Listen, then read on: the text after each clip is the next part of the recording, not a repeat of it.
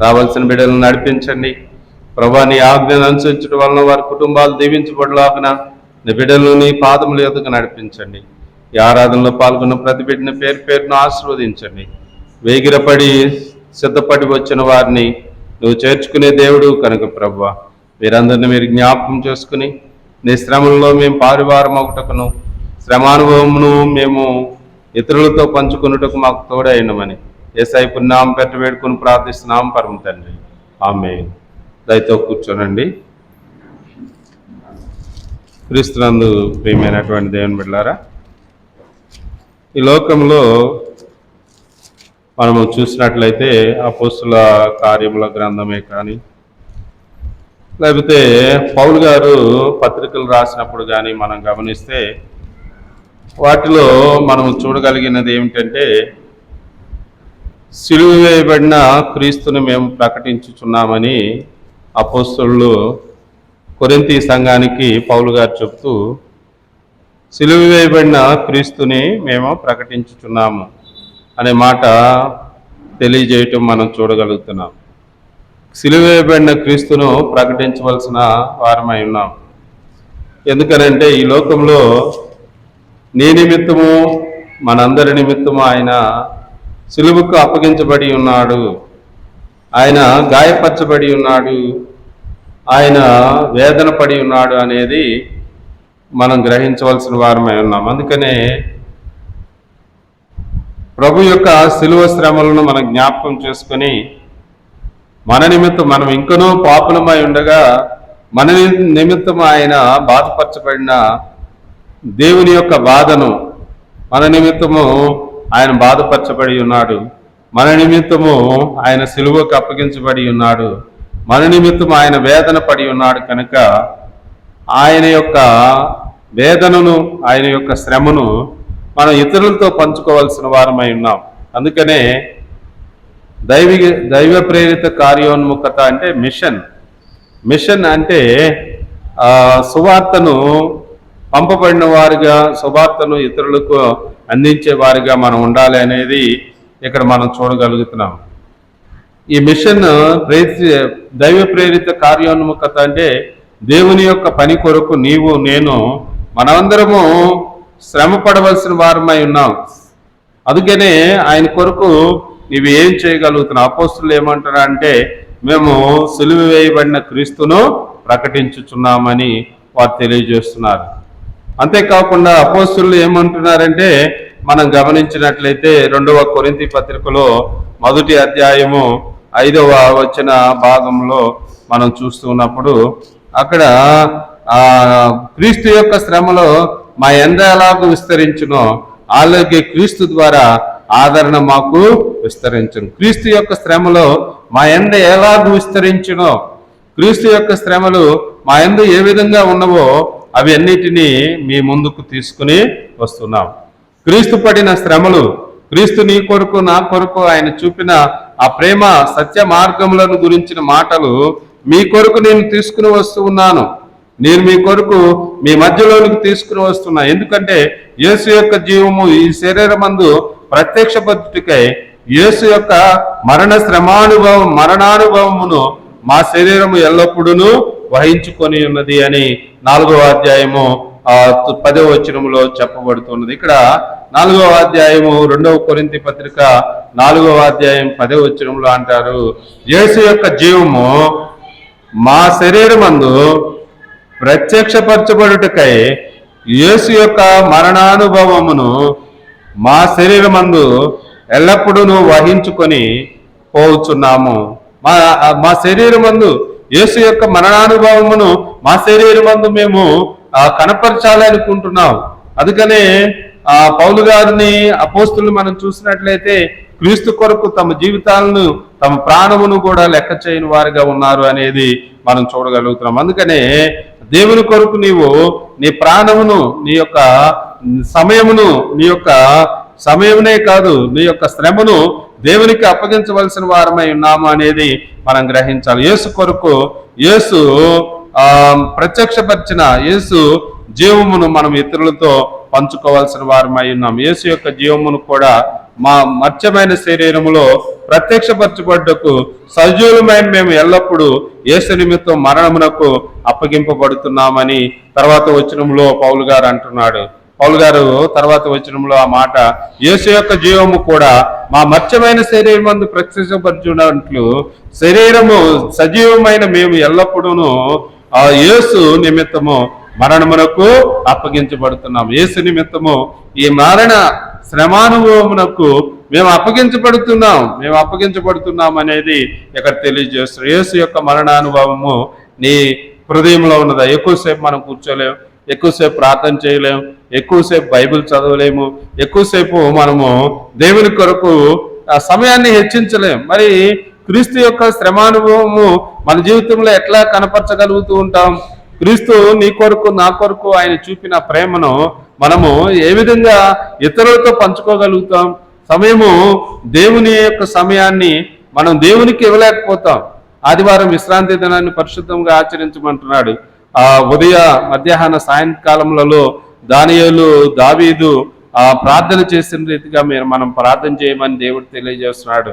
అయితే విశ్రాంతి దినమును మాత్రము సమాజ మందిరములలో కూడా ఆయన మహింపరచడానికి దేవుని ఆజ్ఞ అయి ఉన్నది. అంటే నీవు బైబిల్ని పట్టుకుని దేవుని సన్నిధికి వస్తున్నప్పుడు నిన్ను బట్టి ఇతరులు దేవుని బిడ్డలుగా మార్చబడడానికి నీవు రెగ్యులర్గా నీళ్ళు మాదిరికరమైన జీవితం శ్రమ మనము పడడానికి ఇష్టపడలేకపోతున్నాం. మాదిరికరమైన నీ జీవితము ఇతరులకు సాక్ష్యం ఇచ్చేదిగా ఉంటూ ఉన్నది. మాదిరికరమైన నీ జీవితము ఇతరులను క్రీస్తు దగ్గరికి నడిపించేదిగా ఉన్నది. నీవు మాదిరికరమైన జీవితం జీవిస్తున్నావా లేదా ఒకసారి మనం ఆలోచన చేయాలి. అందుకనే ఈ మాటలు అపోస్తుల కార్యంలో మనం చూస్తున్నాం. పౌలు గారి విషయంలో కూడా 9వ అధ్యాయం అపోస్తుల కార్యం 4వ వచనంలో నీవు హింసించుచున్న క్రీస్తుని అని సౌలుని అనటం మనం చూడగలుగుతాం. సౌలు పౌలుగా మార్చబడినప్పుడు క్రైస్తవులందరినీ హింసిస్తుంటే ఆయన ఏమంటున్నాడంటే నీవు హింసించుచున్న క్రీస్తుని అని అంటున్నాడు. అంటే ఈ క్రైస్తవులు హింసించబడుతున్నప్పుడు ఆ గాయము ఎవరికి తగులుతూ ఉన్నది అని అంటే క్రీస్తు ప్రభు వారికి ఆ గాయము తగులుతూ ఉన్నది అని అక్కడ మనం చూడగలుగుతున్నాం. అందుకనే అపోస్తుల కార్య గ్రంథంలో 9వ అధ్యాయం 4వ వచనంలో ఆ మాట రాయబడుతుంది, నీవు హింసించుచున్న క్రీస్తుని. నువ్వెవడవి అని అడుగుతాడు అక్కడ సౌలు.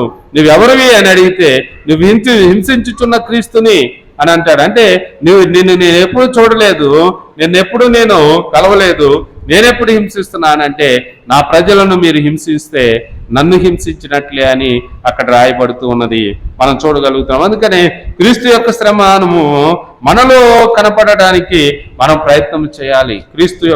అందుకని క్రీస్తు ప్రభువారు నీవు గాయపరచబడటానికి ఇష్టపట్ల నీ హృదయంలో మూలుగును దేవుడు వింటున్నాడు, నీ మొరను వింటున్నాడు.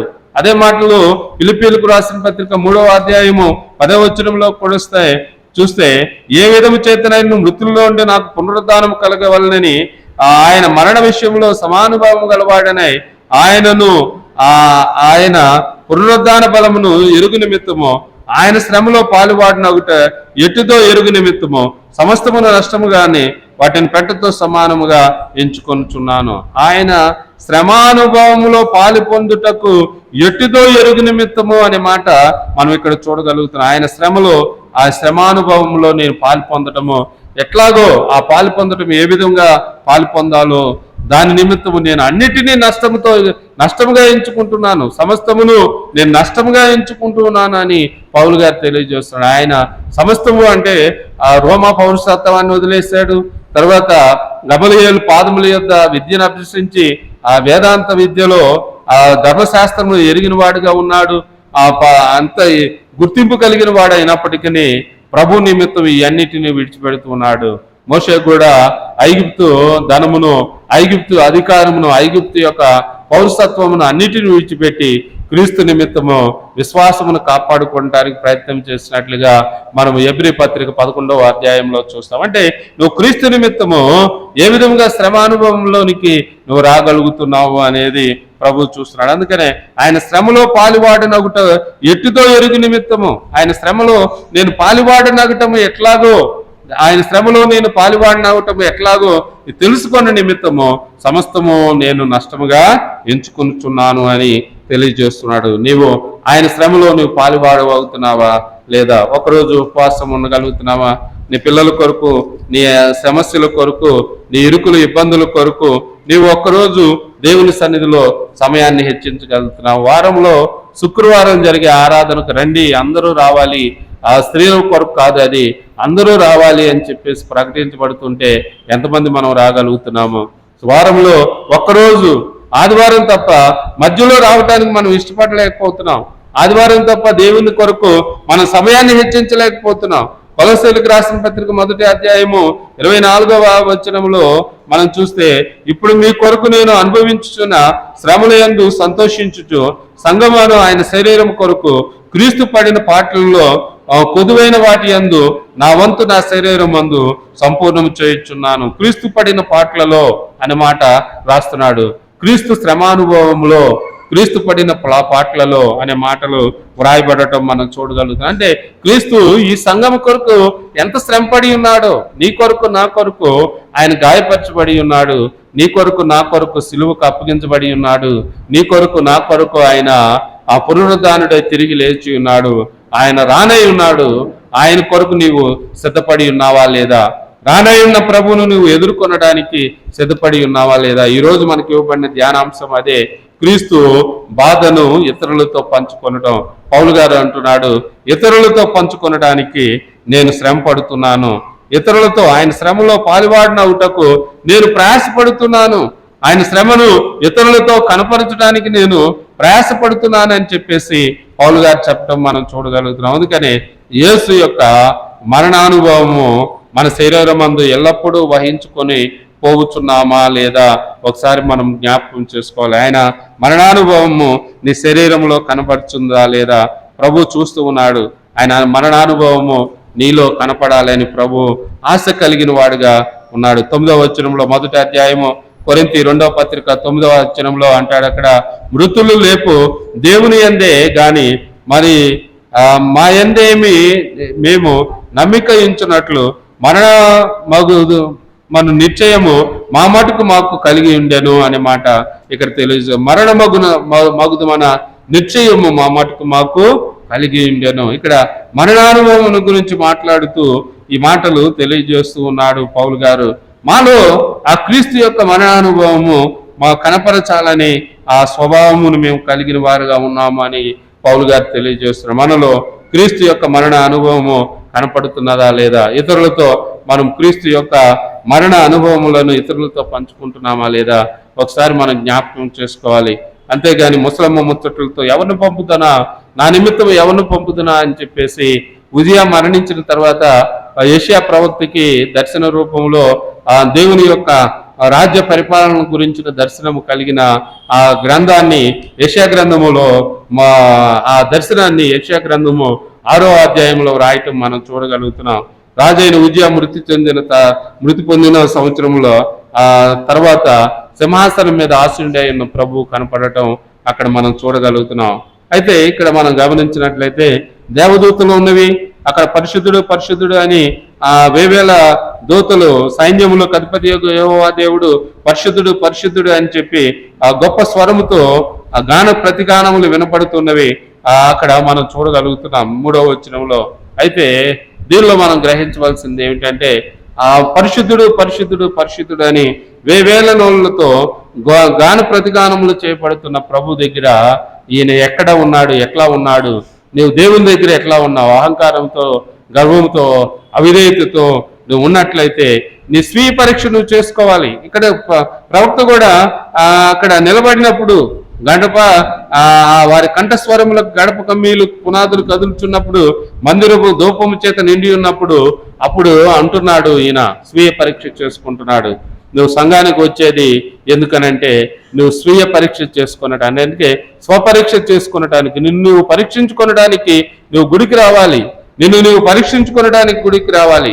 అందుకే నువ్వు దేవుని దగ్గరికి ఎందుకు వస్తున్నావు అని అంటే నిన్ను నువ్వు పరీక్షించి తెలుసుకో, నిన్ను నువ్వు పరీక్షించి నువ్వు గమనించుకో, నీ స్థితి ఏమై ఉన్నదో నిన్ను నువ్వు గమనించి తెలుసుకొనడానికి నువ్వు దేవుని దగ్గరికి రావాలి. ఇక్కడ ప్రవక్త కూడా తను గమనించుకుంటున్నాడు. అక్కడ దేవుని మందిరంలో అక్కడ గాన ప్రతిగానాలు వినపడుతున్నప్పుడు, గడప కమ్మీలు పునాదులు కదులుతున్నప్పుడు అక్కడ తన యొక్క స్థితిని అతను బయలుపరుచుకుంటున్నట్లుగా మనం చూడగలుగుతున్నాం. అయ్యో, నేను అపవిత్రమైన పెదవులు కలిగిన వాడును, అపవిత్రమైన పెదవుల మధ్య పెదవులు గల జనుల మధ్య నేను నివసించువాడనై ఉన్నాను అని అక్కడ తను స్థితిని తను ఒప్పుకుంటున్నాడు. మనం ఏం చేస్తామంటే దేవుని సన్నిధికి వచ్చి మన స్థితి మనం ఒప్పుకోగలుగుతున్నామా లేదా? నేను మా మారు ప్రార్థన చేస్తానండి. పరిసైడు వల్ల మనం అంటున్నామేమో. పరిసైడు ఏమంటున్నాడంటే ఆయన దేవుని సన్నిధికి వచ్చి నేను ఈ సుంకర వలను ఈ వీటి వల్లే ఉండకుండా ఉన్నందుకు నన్ను ఈ విధంగా చేసినందుకు నీకు స్తోత్రమని తను హెచ్చించుకుంటున్నాడు. నువ్వు దేవుని సన్నిధికి వచ్చినప్పుడు నువ్వు హెచ్చించుకోకూడదు. నువ్వు దేవుని సన్నిధికి వచ్చినప్పుడు ప్రభు కోరుతుంది ఏంటంటే నువ్వు హెచ్చించుకుని నువ్వు గణపరుచుకోవడం దేవుడు కోరట్లేదు. ఆయన మందిరము, అందుకనే ఇక్కడ యెషయా ప్రవక్త అంటున్నాడు కదా, ఆయన మందిరంలో ఆయన సన్నిధిలో వేవేల దూతలు కొనియాడుతుండగా సైన్యములకు అధిపతి దేవుణ్ణి గణపరుస్తూ ఉన్నప్పుడు అక్కడ జరుగుతున్న సందర్భములో ప్రవక్త తన హృదయాన్ని ప్రభువుకి కనపరుచుకుంటున్నాడు. ప్రవక్త తన హృదయాన్ని దేవునికి కనపరుచుకున్నట్టు మనం చూడగలుగుతున్నాం. అయ్యో, నేను అపవిత్రమైన పెదవులు కలిగిన ప్రజల మధ్యలో నేను నివసించుతున్నాను అని తాను కనపరుచుకునటం మనం చూడగలుగుతున్నాం. అందుకనే నువ్వు మందిరానికి వచ్చినప్పుడు నీ స్థితిని నువ్వు కనపరుచుకోగలుగుతున్నావా లేదా? యోబు గ్రంథము 9వ అధ్యాయము 20వ వచనములో నా వ్యాజ్యము న్యాయమైనను, నా మాటలు నా మీద నేరము మోపును, నేను యథార్థవంతుడినైనను దోషి అని ఆయన నన్ను నిరూపించును. ఇక్కడ నా వ్యాజ్యము న్యాయమైనను, నా మాటలు నా మీద నేరము మోపును. నీ మాటలు, నీ వ్యాజ్యము నువ్వు కరెక్టే అయి ఉండవచ్చు, నువ్వు సరి అయిన బిడ్డవే అయి ఉండవచ్చు, నువ్వు భక్తి కలిగిన బిడ్డవే అయి ఉండవచ్చు, కానీ నీ మాటలు నీ మీద నేరము మోపేవిగా ఉంటూ ఉన్నవి. నీ యథార్థవంతుడు అయి ఉండవచ్చు, కానీ ఆయన నిన్ను దోషిగా నిరూపించకుండా ఉండటానికి ప్రయత్నం చేయాలి. ఆయన నిన్ను ఎంచకుండా ఉండటానికి నువ్వు నీ స్థితిని కనపరుచుకోవాలి. అందుకనే నా మాట నా మీద నేరము మోపుతూ ఉన్నది అని ఇక్కడ మనం చూడగలుగుతాం. నీ మాట దేవుడి సన్నిధిలో నేరము మోపబడేదిగా ఉంటున్నది. అందుకనే నీ మాటను సరి చేసుకోవాలి, నీ మాటల్ని సరి చేసుకోవాలి. నువ్వు మాట్లాడేటప్పుడు నీ మాట సరి అయినదిగా ఉండాలి. ఇదే యోబు గ్రంథంలోనే 15వ అధ్యాయము 6వ వచనంలో కూడా మనం చూసినట్లయితే 15వ అధ్యాయం 6వ వచనంలో నేను కాదు నీ మాటలే నీ దోషమును స్థాపించుచున్నవి, నీ పెదవులే నీ మీద సాక్ష్యము పలుకుచున్నది. మన పెదవులు మన మీద సాక్ష్యం పలుకుతాయి. అందుకనే అంటున్నాడు ఇక్కడ ప్రవక్త ఏమంటున్నాడు, అయ్యో, నేను అపవిత్రమైన పెదవులు కలిగిన వాడును, అపవిత్రమైన పెదవులు కలిగిన జనుల మధ్య నేను నివసించువాడనై ఉన్నాను. మన నోరు తీర్పుకు వెళ్తా ఉంటది, మన మాట తీర్పుకు వెళ్తా ఉంటది. అందుకనే ఆ కొలసి పత్రికలో అంటాడు కదా, కృపాసహితమైన మాటలే మీరు మాట్లాడాలి, కానీ నోట బూతులైనను అపవిత్రత అయినను ఆ చెడు నీ నోట రాకూడదు అని అక్కడ తెలియజేస్తాం. ఉప్పు వేసినట్లుగా అది రుచికరమైనదిగా ఉండాలి, నీ మాట దేవుని దృష్టికి యోగ్యమైనదిగా ఉండాలి అని చెప్పేసి అక్కడ తెలియజేయటం మనం చూడగలుగుతాం. అందుకనే నీ మాటలే నీ దోషమును స్థాపించుతున్నవి అని అందుకనే ఇక్కడ అంటున్నాడు, అయ్యో, నేను అపవిత్రమైన పెదవులు కలిగిన ప్రజల మధ్యలో నేను నివసించుచున్నాను. అపవిత్రమైన పెదవులు కలిగిన వాడను, నన్ను స్థితి మనం ఒప్పుకోవలసిన వారమై ఉన్నాం. నేను ఎప్పుడు బూతు మాట్లాడలేదండి అనవచ్చు, కానీ నీవు దేవునికి అవిధేయమైన బూతే మాట్లాడక్కర్లా. ఇతరులకు కీడు కలిగించే విధంగా, ఇతరులను దుఃఖపట్టే విధంగా, ఇతరులకు అన్యాయం చేసే విధంగా నువ్వు మాట్లాడుతున్నావేమో ఒకసారి మనం జ్ఞాపకం చేసుకోవాలి.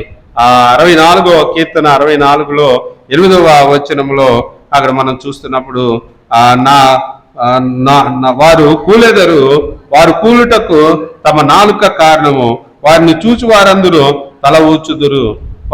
వారికి శిక్ష కలగటానికి, వారు శిక్షించబడటానికి కారణం ఏంటంటే నాలుకే కారణం అంట. అందుకని నాలుక గురించి యాకోబు పత్రికాకారుడు 3వ అధ్యాయంలో రాస్తూ నాలుక అగ్ని వంటిది అని అంటాడు.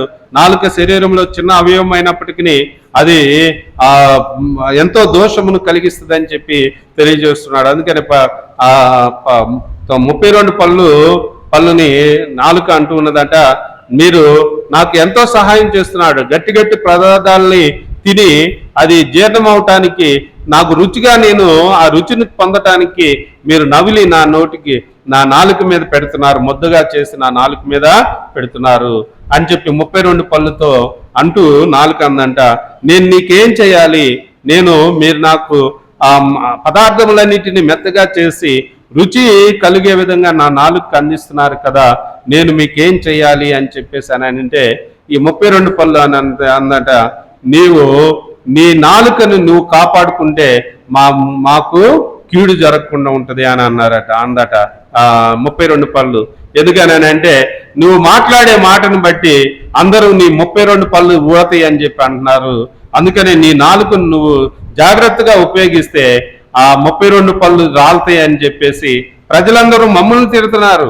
నువ్వు మాట్లాడే మాటను బట్టి ప్రజలందరూ మమ్మల్ని తిడుతున్నారు, నీ 32 పళ్ళు రాలుతాయి అనే మాట అంటూ ఉన్నారు, కాబట్టి నీవు సరిగ్గా ఉండు అని చెప్పేసి 32 పళ్ళు అన్నయ్యట. అంటే నాలుక కారణము, నాలుక ఎంతో కీడును చేసేదిగా ఉన్నది. అందుకనే ఆ నాలుకను సరి చేసుకోవాలి, నాలుకను సరిగా ఉపయోగించుకోవాల్సిన వారమై ఉన్నాం. అందుకనే ఇక్కడ అంటున్నాడు ఆ కీర్తనాకారుడు 64:8 నాలుక కారణము, వారిని చూచి వారందరూ తల్లు ఊచుదురు అని, వారు కూలెదరు, వారు కూలుటకు తమ నాలుక కారణము అని అక్కడ తెలియజేస్తున్నాడు. మన నాలుకని మనం సరి చేసుకోవాలి, అందుకనే నీ పెదవులను కాపాడుకోవాలని ఆ సామెతల గ్రంథం అంతట్లో చెప్తూ ఉన్నాడు. అందుకనే ఇక్కడ ప్రవక్త అన్నాడు, అయ్యో నేను అపవిత్రమైన పెదవులు కలిగిన ప్రజల మధ్యలో నేను ఉన్నాను, అపవిత్రమైన మనుషుల మధ్యలో, అపవిత్రమైన పెదవులు కలిగిన ప్రజల మధ్యలో నేను నివసిస్తూ ఉన్నాను అని చెప్పేసి అక్కడ తెలియజేయటం మనం చూడగలుగుతున్నాం. మత్తయి సువార్త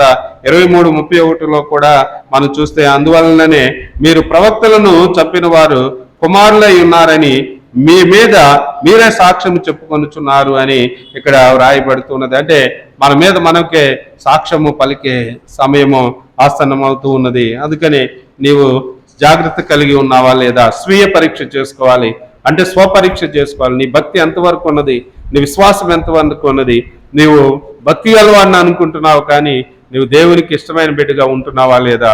అందుకని ఈయన అంటున్నాడు, అయ్యో నేను అపవిత్రమైన పెదవులు గలవాడును, అపవిత్రమైన పెదవులు గల జనుల మధ్య నేను నివసిస్తున్నాను అంటున్నాడు. శిక్షా విధికి లోనైన వాడుగా తను ఒప్పుకుంటున్నాడు. నేను శిక్షించడానికి, నేను శిక్షకు పాత్రుడును అని ఒప్పుకుంటున్నాడు. మన భక్తులు చెబుతున్న మాట ఏంటంటే, పేతురు దగ్గర పరలోకపు తాళము చెవులు ఉంటే ఒక భక్తుడు నాలాంటి పాస్టర్ గారు చనిపోయి అక్కడికి వెళ్ళాడంట, పేతురు దగ్గరికి వెళ్ళాడట. పేతుర్ని అంటున్నాడంట, నన్ను లోపలికి వెళ్ళని అని అంటే, నిన్ను లోపలికి వెళ్ళటానికి నీ పేరు ఉందో లేదో, గ్రంథంలో నీ పేరు ఉందో లేదో చూస్తాను, నీ గ్రంథంలో నీ పేరు ఉంటేనే నువ్వు లోపలికి వెళ్ళటానికి అర్హుడు అని అంటే, ఈ నాలాంటి పాస్టర్ గారు అంటున్నాడంట, నేను చాలా పరిచయం చేశాను, నేను చాలా సేవ చేశాను, నేను ఎన్నో సహించాను, ఎంతో సేవ చేశాను, ఎంతో గొప్పగా నేను పరిచర్య చేశాను అని అంటే పేతురు గారు అన్నాడంట, నీ పేరు గ్రంథములో ఉంటేనే లోపలికి పంపుతాను అన్నాడట. అంటే ఆ గ్రంథం తీసి చూస్తే ఆయన పేరు లేదట. వెంటనే పాస్టర్ గారు అన్నాడట పేతురు గారితో, అదేంటి పౌలు గారి పేరు ఉందా అని అన్నాడట. ఉంది అని అంటే, నేను పాపుల్లో నేను ప్రధాన పాపిని అని చెప్పిన పౌలు పేరు ఉన్నప్పుడు నా పేరు ఎందుకు లేదు అని చెప్పేసి అంటున్నాడంట. అప్పుడు అన్నాడంట పేతురు గారు, నువ్వు ఈ లోకంలోనే కాదు భూలోకంలో కూడా నీ తప్పులను నువ్వు ఒప్పుకోలేదు, భూలోకంలో కూడా నీ ఆ దోషములను ఒప్పుకోలేదు, నిన్ను నువ్వు హెచ్చించుకున్నావు, నిన్ను నువ్వు గణపరుచుకున్నావు, కానీ నువ్వు దేవుని సన్నిధిలో నీ స్థితిని నువ్వు ఒప్పుకోలేకపోయి ఉన్నావు, నీ శిక్షా విధిని నువ్వు దేవుని సన్నిధిలో ఒప్పుకోలేకపోతున్నావు, నిన్ను నువ్వు హెచ్చించుకుంటున్నావు. నీవు ఈ లోకంలో కాదు భూలోకంలో జీవించినప్పుడు కూడా నీ తప్పును నువ్వు ఒప్పుకోలేదు, నీ అపరాధములు నువ్వు దేవుని సన్నిధిలో ఒప్పుకోలేదు అని చెప్తున్నాడు. ఈయన ఏం చేస్తున్నాడంటే ప్రవక్త, అయ్యో నేను అపవిత్రమైన పెదవులు కలిగిన వాడును, అపవిత్రమైన పెదవులు కలిగిన జనుల మధ్యలో నేను నివసిస్తున్నాను, శిక్షావిధికి లోనైన వాడుగా నేను ఉన్నాను, ఈ శిక్షకు నేను పాత్రుడు అని చెప్పి తాను తగ్గించుకొనటం. నీతిమంతుడు చేయవలసినది ఏమిటంటే తాను తగ్గించుకొనడం చేయాలి. నువ్వు నీతిమంతుడుగా ఉండాలి అంటే నువ్వు తగ్గించుకునే జీవితాన్ని నువ్వు కలిగి ఉండాలి. తగ్గింపు నీ జీవితంలో ఉంటున్నదా లేదా, నువ్వు హెచ్చించుకుంటున్నావేమో ఒకసారి మనం జ్ఞాపకం చేసుకోవాలి. తర్వాత దేవుని కొరకు నువ్వేం చేయగలుగుతున్నావు. ఈయన అడుగుతున్నాడు, ఆ నిప్పుని తీసుకుని వచ్చి, పరిశుద్ధ అగ్నిని తీసుకుని వచ్చి ఆయన పెదవుల మీద పెట్టడము ఇక్కడ మనం చూడగలుగుతున్నాం. ప్రభు ఆ విధంగా నశించడం దేవుడికి ఇష్టం కాదు. నువ్వు పాపంతో నశించడానికి దేవుడు ఇష్టపడట్లేదు. దేవుడు కోరుతున్నది నువ్వు పాపంలో నశించిపోవాలి, నువ్వు దోషము చేత నువ్వు నశించిపోవాలి అనేది దేవునికి ఇష్టమైనది కాదు. కానీ పాపి పాపంతో మరణించడానికంటే పాపి పరిశుద్ధుడిగా మార్చబడి నీతిమంతుడిగా మార్చబడి తన హేయ క్రియలన్నిటిని విడిచిపెట్టి ప్రభుకి ఇష్టడుగా జీవించటము ప్రభు కోరుతున్నాడు. ఆ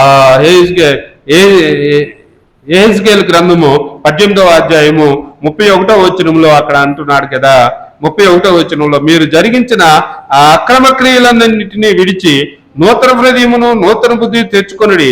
ఇశ్రాయేలీయులారా, మీరెందుకు మరణము నొందుదురు? ఇదే ప్రభువుకు యెహోవా వాక్కు. మరణమునందు వాడు మరణమునందుటను బట్టి నేను సంతోషించువాడను కాదు అని అంటున్నాడు. మనసు తిప్పుకొని మనము దేవుని వైపు తిరగాలనేది దేవుడు కోరుతూ ఉన్నాడు. నువ్వు మరణం నొందటం ఆయనకి ఇష్టం కాదు. మరణము నొందటం అని అంటే, మరణం అంటే అగ్నిలో నువ్వు పడవేయబడటం, అగ్నిలో అక్కడ పురుగు చావదు, ఆ అగ్ని ఆరదు, పురుగు చావదు, ఆ స్థితిలోకి నువ్వు వెళ్ళటం దేవునికి ఇష్టం లేదు. అందుకని మరణమునందు వాడు మరణం నందుటిని బట్టి నేను సంతోషించువాడిని కావున మీరు మనసు తిప్పుకొనుడి, అప్పుడు మీరు బ్రతుకుదురు. ఇదే ప్రభువుకు యెహోవా వాక్కు. ప్రభు కోరుతున్నది ఏంటంటే నీ మనసు త్రిప్పబడాలి, నీ మనసు త్రిప్పబడాలి. అందుకనే అట్లా నశించిపోవటం దేవునికి ఇష్టం కాదు. అందుకని ఏం చేస్తున్నాడంటే అగ్నిని తీసుకుని వచ్చి ఆయన పెదవుల మీద పెడుతున్నాడు. అదే యెహెజ్కేలు గ్రంథంలోనే 22వ అధ్యాయము 21వ వచనంలో, మిమ్మును పోగు చేసి నా కోపాగ్ని మీ మీద ఓదగా నిత్యముగా మీరు దానిలో కరిగిపోవుదురు. కొలుములో వెండి కరుగునట్లు మీరు దానిలో కరిగిపోవుదురు. అప్పుడు యెహోవానైనా నేను నా క్రోధము మీ మీద కుమ్మరించితనని మీరు తెలుసుకుందురు అని మాట మనం చూడగలుగుతున్నాం. రాజుల గ్రంథంలో మనం చూస్తే అక్కడ కూడా 18వ అధ్యాయంలో ఆ ప్రవక్త ప్రార్థించినప్పుడు అగ్ని దిగి వచ్చి అక్కడ దహన బలిని దహించి వేసినట్లుగా మనం చూడగలుగుతున్నాం. అంటే దేవుని అగ్ని, కొలిమి కలిగిన అగ్ని ఆయన ఊదినప్పుడు అది పరిశుద్ధపరిచేదిగా, దహించి వేసేదిగా, ఆ మనిషిని శుద్ధి చేసేదిగా ఉన్నది అనేది మనం ఇక్కడ చూడగలుగుతున్నాం. అందుకనే కారుతున్న ఆ నిప్పును తీసుకుని వచ్చి ఆయన పెదవుల మీద పెట్టినట్లుగా మనం చూడగలుగుతున్నాం. తర్వాత ఆ శ్రమ మూలముగా పరిశుద్ధపరచబడటం, శ్రమ మూలంగా పరిశుద్ధపరచబడడానికి నువ్వు ఇష్టపడుతున్నావా లేదా? అందుకని శ్రమలకే ఇష్టపడట్లా. ఇప్పుడు ఎక్కడ ఏ గుడికి వెళ్ళాలనుకున్నా వాగ్దానాల గుడికే వెళ్తున్నాం మనం. నువ్వు ఆశీర్వదించబడతావు, నువ్వు దీవించబడతావు, నీ గర్భఫలం దీవించబడుతుంది, నీ అప్పులు పోతాయి, నీకు అవి వస్తాయి ఇవి వస్తాయి అని చెప్పాలి. అవి చెప్తేనే మనము పరిగెడుతున్నావు. కానీ నీకు శ్రమ కలిగినప్పుడు నీవు శ్రమలో నీవు దేవునికి ఇష్టముగా ఉండేవు, శ్రమలో నువ్వు దేవుని బిడ్డగా ఉండు అని చెప్తే ఈయనేంటండి నోరు తెరిస్తే శ్రమల గురించి చెప్తాడు. ఇంట్లో ఉన్న శ్రమలే చాలవు, గుడికొస్తే కూడా శ్రమల గురించేనా అని అంటే నీ శ్రమలలో నీవు స్థిరంగా ఉంటున్నావా లేదా? శ్రమలో నీవు దేవుని బిడ్డగా, నువ్వు శ్రమలో నీ విశ్వాసాన్ని కాపాడుకుంటున్నావా లేదా? ప్రభు కోరుతున్నాడు. అందుకనే శ్రమ కలిగినప్పుడు ప్రవక్త అపోస్తుల కార్యముల గ్రంథంలోనే మనం చూసినప్పుడు అక్కడ 14వ అధ్యాయంలో అపోస్తుల కార్యముల గ్రంథము, శ్రమ ద్వారానే మీరు దేవుని రాజ్యంలోనికి ప్రవేశిస్తారని అక్కడ రాయబడుతున్నది. నీవు శ్రమ ద్వారానే 14వ అధ్యాయము 22వ వచనంలో అంటాడు ఇక్కడ, శిష్యులు మనుషులను దృఢపరిచి విశ్వాసమందు నిలకడగా ఉండవలననియు అనేక శ్రమలు అనుభవించి మనం దేవుని రాజ్యంలో ప్రవేశింపవలననియు వారిని హెచ్చరించను. ఇక్కడ ఏమంటున్నాడంటే విశ్వాసమునందు నిలకడగా ఉండు, అనేక శ్రమలను అనుభవించి దేవుని రాజ్యంలో ప్రవేశించవలసిన వారమై ఉన్నాం. ఈ లోకంలో నువ్వు శ్రమపరచబడటం ద్వారా నీవు నిత్య జీవితానికి వారసుడు అవుతావు, పరలోక రాజ్యానికి వారసుడు అవుతావు. కాబట్టి ఈ శ్రమ కలిగినప్పుడు, ఈ లోకంలో భూలోకంలో నీకు శ్రమ కలిగినప్పుడు, ఎందుకు ప్రభువా ఈ శ్రమలు, ఇక్కడ నాకు సంతోషం ఇయ్యి, అక్కడ నాకు శ్రమ ఇయ్యి అని అడుగుతామా మనము? అక్కడ సంతోషం కావాలి, ఇక్కడ సంతోషం కావాలి. ఇక్కడ నువ్వు శ్రమను అనుభవిస్తే పరలోక రాజ్యంలో నీవు దేవుని బిడ్డగా అంగీకరించబడతావు. అందుకని ఇక్కడ అన్నాడు, శ్రమలను అనుభవించి మనము దేవుని రాజ్యంలో ప్రవేశింపవలను. శ్రమలను అనుభవించి మనం దేవుని రాజ్యంలో ప్రవేశించడానికి సిద్ధపడాలి. అందుకనే ఆయన శిష్యుల్ని సిద్ధపాటు చేసి పంపిస్తూ ఆయన అంటున్నాడు, జోలినైనను చెప్పుల జతలైనను ఏది తీసుకుని వెళ్ళ, ఒక సంచినైనను చెప్పులు జత అయినను మీరు తీసుకుని వెళ్లకుండా ఉన్నపాటున నా పని నిమిత్తమే వెళ్ళాలి, ఉన్నపాటున నా పని నిమిత్తం వెళ్ళాలి. నేను ఇంట్లో వంట చేయకపోతే మా ఆయన గుడికే రానియడండి, నేను ఇంట్లో వంట చేయకపోతే మా ఆయన గుడికే రానియడు. ఉన్నపాటున నువ్వు రాగలుగుతున్నావా? ఆ సమస్య ఉంటే నువ్వు ఎర్లీగా లేచి ఆ పని ముగించుకుని నువ్వు గుడికి రాగలుగుతున్నావా? నువ్వు ఏ విధంగా నువ్వు దేవుని దగ్గరికి రావటానికి ప్రయత్నం చేస్తున్నావు? అందుకని ఉన్నపాటున నువ్వు దేవుని దగ్గరికి రావటానికి దేవుడు ఇష్టపడుతున్నాడు. ఉన్నపాటున నువ్వు వస్తున్నావా లేదా? మనం వాక్యం అన్ని విధాలుగా ఉన్నది కాబట్టి ప్రభు వాక్యము చెబుతూ ఉన్నది, పాస్టర్ గారు ఉదయం వచ్చిన వానికి ఒకటే కూలి, సాయంత్రం వచ్చిన వానికి ఒకటే కూలి కదా, దేవుడు ఆ స్థితిని ఇచ్చి ఉన్నాడు కదా అని అంటే, ప్రభు పిలుస్తున్నప్పుడు ఆ పనికి నువ్వు సిద్ధమైన వాడుగా ఉన్నావా లేదా? సాయంత్రం వెళ్ళి చూసినప్పుడు ఉన్నవాడిని కూడా పిలిచాడు. ఎందుకనంటే నువ్వు పనికి సిద్ధపడి ఉన్నావా లేదా? ఆ పనికి నేను పని చేయటానికి సిద్ధమే, నేను ఎప్పుడు పని చేయటానికి నేను సిద్ధంగా ఉన్నాను అని చెప్పేసి నువ్వు ఉన్నావా లేదా అనేది ప్రభు చూస్తున్నాడు. సాయంత్రం అయింది కదా, ఇక నువ్వేమిస్తావని వెనకాల రావాలి. ఎందుకు నేను వచ్చి ఏం ప్రయోజనము, ఏమేమి ఆలోచించడానికి కాదు ప్రభు కోరుతున్నది. నువ్వు ఎప్పుడూ సిద్ధంగా ఉన్నావా లేదా? ఏ సమయంలో పిలిచినా ప్రభు కొరకు నేను సిద్ధమే అని ఆ సిద్ధపాటు నువ్వు కలిగి ఉన్నావా లేదా అనేది ప్రభు చూస్తున్నాడు. అదిగా నువ్వు సిద్ధపాటు కలిగిన వాడిగా ఉన్నావా లేదా? లూకాసు వార్తలో మనం చూస్తున్నప్పుడు ఆ 10వ అధ్యాయంలో ఆ మొదటి 11 వచనాలలో ఆయన పరిచర్య కొరకు పంపిస్తూ ఆ పరిచర్యకు పంపిస్తున్నప్పుడు వారికి చెప్పిన మాట ఏంటంటే, మీరు ఏమి లేదని చింతించొద్దు, మీరు వెళ్తే ఏమి లేదని చింతించవద్దు. నేను కూడా ఆ మాటను విశ్వసిస్తాను. ఎందుకనంటే ఆ పరిచర్యకి వెళ్తున్నప్పుడు ఆ ఇంటికి వెళ్తే 1000 రూపాయలు వస్తుందంటే ఎవరు అక్కడ అలా ఆశపడి వెళ్ళకూడదు. పరిచర్యకి ఆ ఇంటికి వెళ్తే 500 వస్తాయి, ఆ ఇంటికి వెళ్తే 1000 రూపాయలు వస్తాయి అని మనం వెళ్ళామంటే అక్కడ ఏ కానుక రాదు. ఎందుకనంటే నువ్వు ఆశపడి వెళ్తున్నావు కాబట్టి అది రెక్కలు కట్టుకుని ఎగిరిపోద్దని సామెతల గ్రంథంలో మనం చూస్తూ ఉంటాం. కాబట్టి ఆశపడి పరిచర్య చేయకూడదు. దేవుని పని నేను చేస్తున్నాను, దేవుని పని నేను జరిగించుతున్నాను కాబట్టి పరివాడి జీతానికి పాత్రుడు అనే మాట కూడా ఇక్కడ రాయబడుతుంది. పరివాడి జీతానికి పాత్రుడు గనక నువ్వు వెళ్ళిన ఇంట్లో వాళ్ళు ఏం పెడితే అది తిను, ఏది ఇస్తే అది తాగు. అయితే అక్కడ నువ్వు వచ్చేటప్పుడు సమాధానం అందించి రమ్మంటున్నాడు.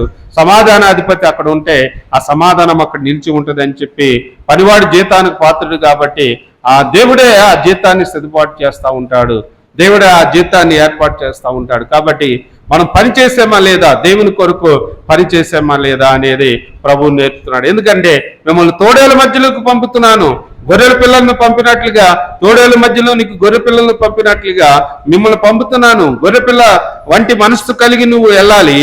మనుషులు ఎట్లా ఉన్నారంటే తోడేళ్ల వంటి మనసు కలిగిన వారుగా ఉన్నారు. నువ్వైతే వాళ్ళ మధ్యలోనికి వెళ్ళినప్పుడు గొర్రె పిల్లలను పంపినట్లు నేను పంపుతున్నాను. నువ్వు గొర్రెపిల్ల వంటి మనసు కలిగి ఆ పరిచర్య జరిగించాలి, ప్రభువుని వెంబడించే పరిచర్య జరిగించాలి. తోడేళ్ల మధ్యలోనికి గొర్రె పిల్లలను పంపినట్లుగా నేను పంపుతున్నాను. అంటే లోకము ఎన్నో నిందల చేత, అపమానాల చేత, ఎన్నో ఇక్కట్ల చేత మనల్ని ఇబ్బంది పెట్టడానికి లోకము చూస్తూ ఉంటుంది. లోకము ఎన్నో శ్రమల చేత మనల్ని గాయపరచడానికి లోకము చూస్తూ ఉంటుంది. అందుకనే పౌలు గారిని దేవుడు ఎన్నిక చేసేటప్పుడు కూడా ఆ మాటలే మనం చూస్తాం. పౌల్ని అన్యజనుల ఎదుటను రాజుల ఎదుటను నా సాధనముగా ఉండటానికి నేను ఆయన్ని ఎన్నిక చేస్తున్నాను. శ్రమలు అనుభవించవాలని నేను అతని ఎన్ని శ్రమలు అనుభవించాలో నా నిమిత్తము అవి అతనికి చూపిస్తానని అంటే ఆ అననీయతో అనటం మనం చూడగలుగుతాం. అననీయ ఆ తిన్నని మార్గంలోకి వెళ్తే అక్కడ తార్షీషువాడైనటువంటి పౌలు ఉన్నాడు. ఆయన దగ్గరికి వెళ్ళి ఆయన నువ్వు వస్త్రావన్నీ దర్శనంలో కనపడి ఉన్నది కనుక నువ్వు ఆయన దగ్గరికి వెళ్ళమని చెబుతూ 16వ వచనంలో అంటున్నాడు, ఇతడు నా నామము కొరికి ఎన్ని శ్రమలు అనుభవించవలను నేను ఇతనికి చూపుదనని అతనితో చెప్పాను. అన్నయ్య వెళ్ళి ఆ ఇంట ప్రవేశించి అతని మీద చేతి నుంచి సౌలా నీవు ప్రభు తలంపు ఉన్నది నీ మీద నా మీద. ఆ 15వ వచనంలో అంటాడు అందుకు ప్రభు నువ్వు వెళ్ళుము, అన్ని జనుల ఎదుటను రాజుల ఎదుటను ఇశ్రాయేళ్ల ఎదుటను నా నామము భరించుటకు ఇతడు నేను ఏర్పరచుకున్న సాధనమై ఉన్నాడు. ఎంతమంది మధ్యలో పని చేయటానికి దేవుడు పౌలు గారిని ఎన్నిక చేస్తున్నాడంటే అన్ని జనుల ఎదుటను రాజుల ఎదుటను ఇశ్రాయేలీల ఎదుటను నా సాధనముగా ఉండటానికి నేను ఏర్పరచుకుంటున్న సాధనము. అందుకనే ఆయన ఎప్పుడూ సిద్ధంగా ఉన్నాడు. పౌలు గారు అగ్రిప్ప రాజు దగ్గర ఆ దేవుని మాటలు తెలియజేస్తున్నాడు. అక్కడ కూడా ఆ రాజుల దగ్గర, ఆ అధికారుల దగ్గర, ఆ రోమా ప్రభుత్వం దగ్గర దేవుని యొక్క మాటల్ని అందిస్తున్నాడు. చెరసాల అధికారి దగ్గర అధికారికి దేవుని మాటలు అందిస్తున్నాడు. మనం చూస్తున్నాం. ఈ విధంగా అనేక మందికి ప్రభువుని మాటలు అందిస్తూ ఉన్నాడు. అందుకని అంటున్నాడు, నేను ఆయన్ని అన్యజనుల ఎదుటను, రాజుల ఎదుటను, ఇశ్రాయేలు ఎదుటను శ్రమ అనుభవించడానికి నేను ఎన్నిక చూస్తున్నా. క్రైస్తవం అంటే అన్ని ఆశీర్వాదాలే కాదు. అందుకని మనం ఆశీర్వాదాల కొరకే పరిగెడుతున్నాం అంటే అది సరైన భక్తి కాదు అని వాక్యం సెలవిస్తున్నది. అది సరైన భక్తి కాదు. నువ్వు దీవించబడతావు అని అంటే నిన్ను సెల్ఫ్ హిప్నాటిజం చేయటమే.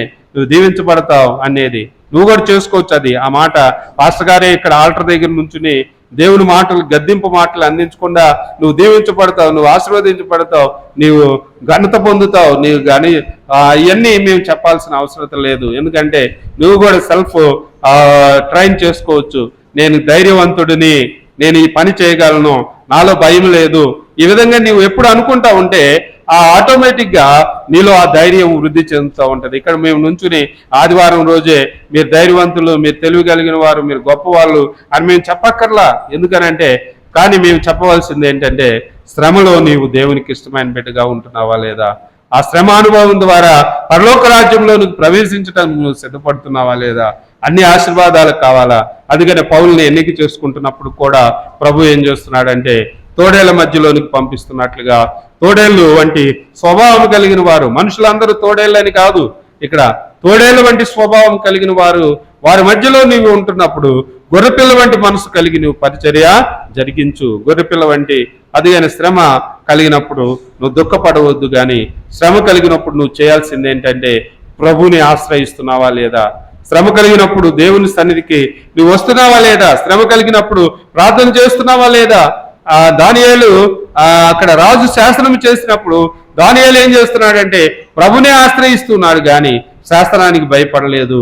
మనం కూడా ఈ లోకంలో ఉన్న సమస్యలు, శోధనలను బట్టి నువ్వు భయపడకుండా ఆయన బిడ్డగా ఉండటానికి నువ్వు ఇష్టపడుతున్నావా.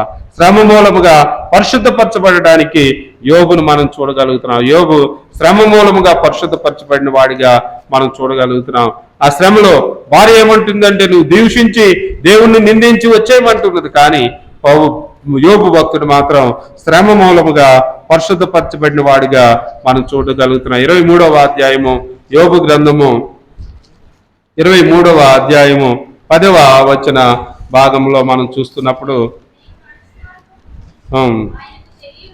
నేను నడుచు మార్గంలో ఆయనకు తెలియను, ఆయన నన్ను శోధించిన తర్వాత నేను సువర్ణము వలె కనపడుతున్నాను. ఆయన నన్ను శోధించిన తర్వాత నేను ఎట్లా ఉంటాను అని అంటే సువర్ణము వలె ఉంటాను అంటున్నాడు. పేతురు అంటాడు అగ్నిపుటంలో వేయబడిన సువర్ణము వలె ఉండాలంటాడు. అక్కడ పుటంలో వేయబడిన, అగ్నిలో వేయబడిన సువర్ణం ఎట్లా అయితే వన్నికి వస్తుందో అట్లాగే నీవు కూడా సువర్ణము వలె ఉండాలని అంటున్నాడు అక్కడ. అందుకని ఇక్కడ ఏమంటున్నాడంటే ఆయన నన్ను శోధించిన తర్వాత నేను సువర్ణము వలె కనపడిదను అని అంటున్నాడు. కంసాలి వాడట, ఆ కంసాలి పనిచేసే వ్యక్తి గోల్డ్ స్మిత్ ఆయన ఏం చేస్తాడంటే ఆ బంగారమును ఆ కప్పులో వేసి ఆ పదార్థములన్నిటిని పోసి అగ్నిలో పెట్టిన తర్వాత అది అగ్నిలో కారిన తర్వాత దాని మీద ఉన్న చెడంతా బయటకు వస్తుందట, దాంట్లో ఉన్న మలినం అంతా పైకి వచ్చేస్తుందట. ఆ మలినం పైకి వచ్చినప్పుడు ఆ మలినాన్ని తీసి పక్కన పడేసి మళ్ళీ అగ్నిపుటం వేస్తాడట. మళ్ళీ దానిలో ఉన్న మలినం అంతా పోద్దట. మలినం అంతా పోయిన తర్వాత ఎప్పుడు అగ్నిపుటం ఆపుతాడంటే ఆ బంగారంలో తన రూపం కనబడినప్పుడు అగ్నిపుటం వేయడట.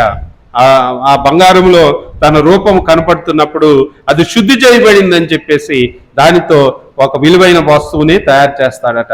అట్లాగే ప్రభువారు తన రూపము నీలో కనపడటానికి శ్రమానుభవంలోంచి నిన్ను నడిపిస్తూ ఉన్నాడు. శ్రమానుభవంలో నిన్ను నడిపించేది దేనికనంటే తన రూపము, తన యందు నీ విశ్వాసము, తన యందు నీ యొక్క భయభక్తులు కలిగిన జీవితము కనపడాలని దేవుడు ఆ మార్గంలో నడిపిస్తున్నాడు. అందుకనే అన్నాడు నేను నడుచు మార్గము ఆయనకి తెలియను, ఆయన నన్ను శోధించిన తర్వాత నేను సువర్ణము వలె కనబడుదును. ఆయన శోధించిన తర్వాత నువ్వు ఎట్లా కనపడతావు అంటే సువర్ణము వలె కనపడతావు, బంగారం వలె నువ్వు ఆయన దృష్టికి యోగ్యమైన పాత్రగా, విలువైన వస్తువుగా నిన్ను సిద్ధపాటు చేయటానికి ప్రభు ఇష్టపడుతూ ఉన్నాడు. కీర్తన గ్రంథము 66వ కీర్తన 10వ వచ్చిన భాగంలో మనం చూసినప్పుడు అక్కడ దేవా నీవు మమ్మల్ని పరిశీలించి ఉన్నావు, వెండిని నిర్మూలము చేయు రీతిగా మమ్మల్ని నిర్మలుగా చేసి ఉన్నావు. వెండిని ఎట్లయితే నిర్మలముగా చేయటానికి ఆ కంసాలి వాళ్ళు ఏ విధంగా సిద్ధపాటు చేస్తారో అట్లాగే వెండిని నిర్మలము చేయు రీతిగా మమ్మల్ని నిర్మలుగా చేయుచున్నావు అని అక్కడ తెలియజేస్తున్నాం. మమ్మల్ని కూడా అట్లాగే శుద్ధి చేస్తున్నావు. అందుకనే శుద్ధ సువర్ణముగా దేవునికి నన్ను శోధించిన తర్వాత నేను శుద్ధ సువర్ణముగా ఆయనకి కనపడతాను, నేను పనికొచ్చే పాత్రగా ఆయనకి కనపడతాను, నేను విలువైన పాత్రగా ఆయనకి కనపడతాను. అందుకనే శ్రమ, ప్రభు పొందిన శ్రమ మాలో కనపడటానికి నేను ప్రయత్నం చేస్తున్నానని పౌలు గారు అంటున్నాడు. పౌలు గారిని దేవుడు ఎన్నిక చేసుకున్న విధానం కూడా ఆయన ద్వారా ఆయన మార్గంలో అనేక మందిని నడిపించటానికి. కీర్తన గ్రంథం 17:3 మనం చూసినట్లయితే రాత్రి వేళ నువ్వు నన్ను దర్శించి నా హృదయంను పరిశీలించితివి, నన్ను పరిశోధించితివి, నీకు ఏ దురాలోచన కానరాలేదు. నోటి మాట చేత నన్ను నేను అతిక్రమింపను, మనుష్య కార్యముల విషయమైతే బలాత్కారముల విషయం తప్పిపోను. ఇదిగో నన్ను పరిశోధించితివి, నీకు ఏ దురాలోచనయు నాలో కనపడలేదు, దురాలోచనయు కానరాలేదు. దేవుడు నేను పరిశోధించినప్పుడు నీలో ఏ దురాలోచన కనపడకూడదు, ఏ దుష్ట స్వభావము, దుష్ట తలంపులు నీలో కనపడకూడదు. అందుకనే ఆయన పరిశోధించేది దేనికంటే నీ ఆలోచన పరిశోధిస్తున్నాడు. నీ ఆలోచనను కలిగి ఉన్నావేమో, దుష్ట స్వభావం కలిగి ఉన్నావేమో ఒకసారి దేవుడు చూస్తున్నాడు. కీర్తన 26:2 అంటున్నాడు, యెహోవా నన్ను పరిశీలించుము, నన్ను పరీక్షించుము, నా అంతరింద్రియములను నా హృదయమును పరిశోధించుము. నీ అంతరింద్రియములను నా హృదయమును పరిశోధించుము, నన్ను పరీక్షించుము. నీ అంతరింద్రియములను పరిశీలిస్తాడు. నీ బుద్ధిని, నీ హృదయాన్ని, నీ క్రియలను ఆయన పరిశీలిస్తూ ఉన్నాడు. నీ చేష్టలన్నిటిని పరిశీలిస్తున్నాడు. అందుకని అంటున్నాడు, నా అంతరింద్రియములను నా హృదయములను పరిశీలించుము, నా హృదయమును పరిశీలించుము.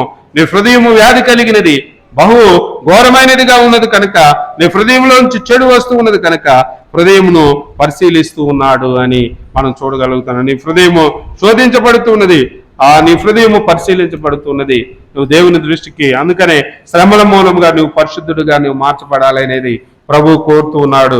అంతేగాని అన్ని ఆశీర్వాదాల కొరకే మీరు కష్టపడవద్దు. శ్రమలో కూడా మీ విశ్వాసాన్ని విడిచిపెట్టవద్దు, ప్రభును విడిచిపెట్టకూడదు, ప్రార్థనలు విడిచిపెట్టకూడదు, సంఘ ఆరాధనలు విడిచిపెట్టకూడదు, బైబిల్ చదవటం విడిచిపెట్టకూడదు. నీ శ్రమలో నువ్వు ఇవన్నీ చేస్తూ ఉండాలి. నీకు శ్రమ కలిగి ఉండవచ్చు, అనారోగ్యం వచ్చి ఉండవచ్చు, ఆర్థిక ఇబ్బందులు వచ్చి ఉండవచ్చు, బిడ్డల వలన దుఃఖం కలిగి ఉండవచ్చు, అనేకమైన శ్రమలు నీలో ఉండవచ్చు. అయితే ఏది కలిగినా ఉదయం లేచి ప్రార్థన చేసుకోవటం, సాయంత్రం ప్రార్థన చేసుకోవటం, ఆదివారం గుడికి రావటం, బైబిల్ చదవటం, రెగ్యులర్గా బైబిల్ చదవటం. అందుకనే ఆయన వాక్యాన్ని నువ్వు చదివితే నువ్వు వర్ధిల్లుతావు. అందుకని వాక్యాన్ని చదువుకుంటూ ఉండటం, దేవుని మాటలు నువ్వు ధ్యానం చేయటం చేస్తూ ఉండాలి. 139వ కీర్తన 23వ వచనంలో అంటాడు, దేవా నన్ను పరిశోధించి నా హృదయమును తెలుసుకొనుము, నన్ను పరీక్షించిన ఆలోచనలను తెలుసుకొనుము. ఆయాసకరమైన మార్గము నా యందు ఉన్నదేమో చూడుము, నిత్య మార్గము నన్ను నడిపించుము. నాలో ఏది ఆయాసకరమైనదో, నా యందు ఏది నీకు దూరమైన నిన్ను దూరపరుస్తున్నదో అది నేను తెలుసుకున్నటకు సహాయం చేయి. అందుకనే శ్రమ మూలముగా పరిశుద్ధపరచబడతావు. అందుకనే ఈ రోజు ఇవ్వబడిన వాక్యం ఏంటంటే, దేవుడు తన పరిచర్యకు పంపించేటప్పుడు అన్ని ఆశీర్వాదాలు ఇచ్చి పంపలా. మీరు జోలునైనా సంచినైనా ఏమి తీసుకెళ్ళవద్దు అంటున్నాడు. పౌలు గారిని ఎన్నిక చేసుకుంటూ కూడా ఏమంటున్నాడంటే, ఈయన అన్యజనుల ఎదుటను, రాజుల ఎదుటను, ఇశ్రాయేలీల ఎదుటను అనేక శ్రమలు నా కొరకు అనేక శ్రమలు అనుభవించడానికి నేను ఏర్పరచుకున్న సాధనమై ఉన్నాడని చెప్తున్నాడు. అంతేగాని దేవుని యొక్క పరిచర్య అని అంటే అన్ని ఆశీర్వాదాలే కాదు, శ్రమలో కూడా నీవు దేవునికి ఇష్టమైన బిడ్డగా ఉంటున్నావా లేదా? అందుకనే ఆయన బిడ్డగా నువ్వు జీవిస్తానికి, ఆయన బిడ్డగా నువ్వు జీవించడానికి నువ్వు ఏ విధంగా ఆయన మార్గంలో నడుస్తున్నావు? కళ్ళు ఉంచి ప్రార్థన చేసుకుందాం.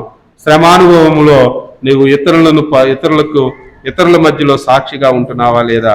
శ్రమానుభవంలో నీవు దేవుణ్ణి ఇతరులకు పరిచయం చేస్తున్నావా లేదా? శ్రమానుభవంలో ఈ శ్రమలో ప్రభు నన్ను తప్పించాడు, ఈ ఇరుకులో నుండి నన్ను తప్పించాడు. అన్ని ఆశీర్వాదాలే చెప్పకండి, శ్రమ నుండి తప్పించిన విధానాన్ని చెప్పండి. మహోన్నతుడు అయిన దేవ, కృపా సత్య సంపుడు అయిన మా పరమ తండ్రి, నీవు పొందిన బాధలు, నువ్వు పొందిన గాయములు మా రోగముల నుండి స్వస్థతనిచ్చినది. నువ్వు నడిచిన మార్గము తండ్రి మమ్మల్ని నిత్య జీవితానికి నడిపిస్తూ ఉన్నది. నువ్వు పొందిన దెబ్బలు ప్రభువా, మా అపరాధముల నిమిత్తమై నువ్వు పొంది ఉన్నావు. మా అపరాధముల నిమిత్తమై నువ్వు శిక్షించబడి ఉన్నావు.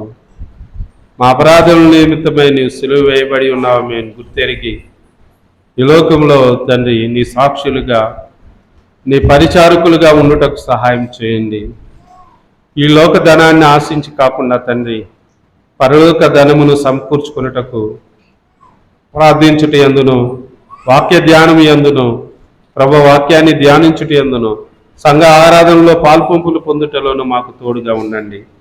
పరలోక ధనాన్ని సమకూర్చుకున్నటకు ప్రార్థించుటలోను, వాక్య ధ్యానంలోను, సంఘ సహవాసంలోను మేము పాల్పంపులు పొందుటకు సహాయం చేయండి. ప్రభువా, మా జీవితాలను మేము మార్చుకుని నీకు ఇష్టమైన బిడ్డలుగా, నీ రాజ్యానికి వారసులుగా ఉండటకు సహాయం చేయమని యేసయ్య పుణ్య నామం పేరట వేడుకుని ప్రార్థిస్తున్నాం పరమ తండ్రి, ఆమేన్. మనం లేచి నైస్య విశ్వాసము మనం ఒప్పుకుందాము. నెహ్రూ అయ్య గారు.